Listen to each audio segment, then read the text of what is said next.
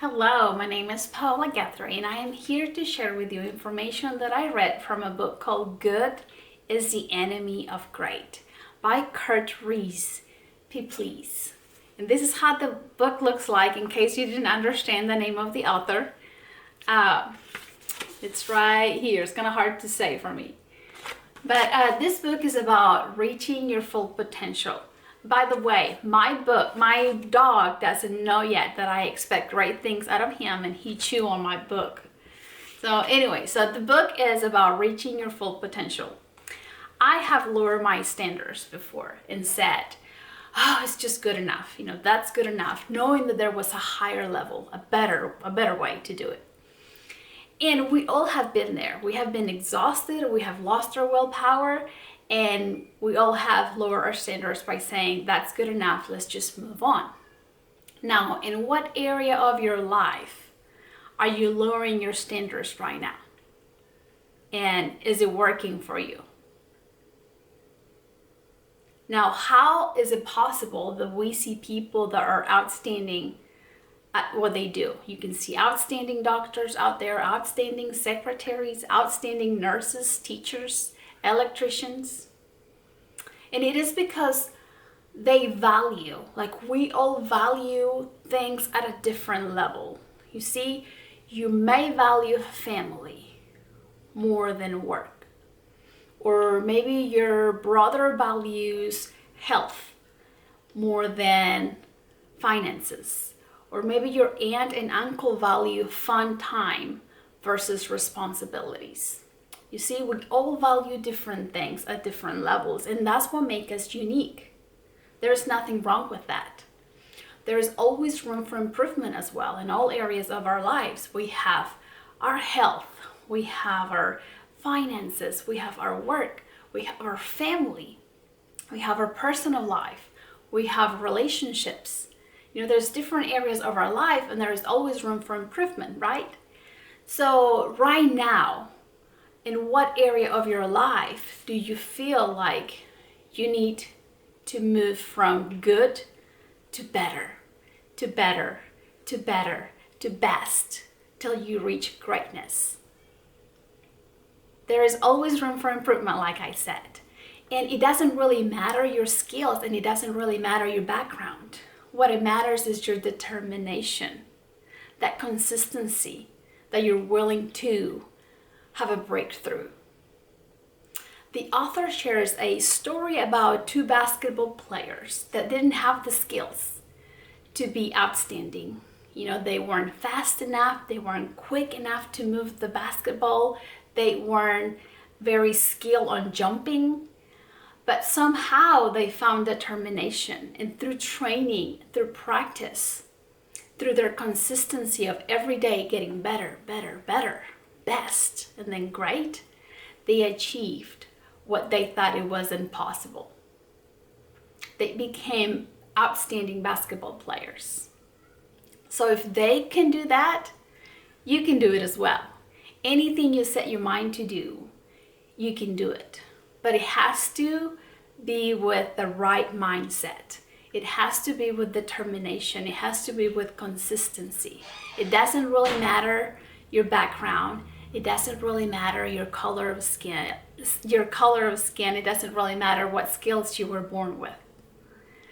Now, I came up with 3 different things that I think has stopped us from becoming better and better each day. And I think the first one is we lose hope in humanity and became in a state where we rather complain and generalize people. We tend to lose our purpose that way. And I've seen it. And let me share with you that I was a teacher for 2 years. And every class I had, 99% of the students didn't want to learn. They just want to have fun. They wanted to watch a movie, or they just want to play with their phones. But I learned not to generalize. I learned to tell them, hey, I'm here because they paid me to teach you. So we're going to learn today. You see, we don't have to generalize, because whenever we generalize, whenever we lose hope for humanity, we lose that purpose, we lose that light, and we are hurting ourselves whenever we begin to lose hope for humanity. I don't know what you do, but whatever you do, try to find that light, try to find that purpose. How can you serve and become better and better each day? The second cause that I found is that we lose our willpower. It's self-doubt. Whenever we have an idea, we get excited and we begin to plan. And before we know it, sometimes we allow fear to take over. And whenever fear takes over, then those dreams, those plans get vanished. They dissolved because we're afraid to do it. We're afraid to be rejected. We're afraid to not be loved, because love is our language. Just with a simple smile, you can make someone feel loved, accepted. With a simple word, you can make somebody feel loved and accepted.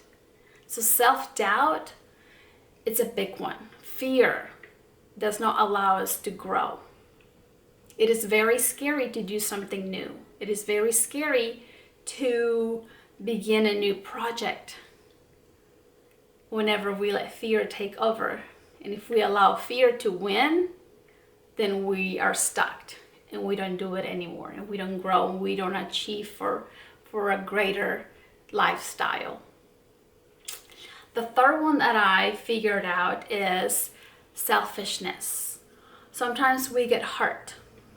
Sometimes we get hurt so bad that we forget that there is 7.7 billion people in this world, and only one person hurts you, and then you want to shut down. You want to build walls because you don't want anybody else to hurt you again. And that's whenever we become selfish. And allow me to tell you that there is 7.4 billion people out there.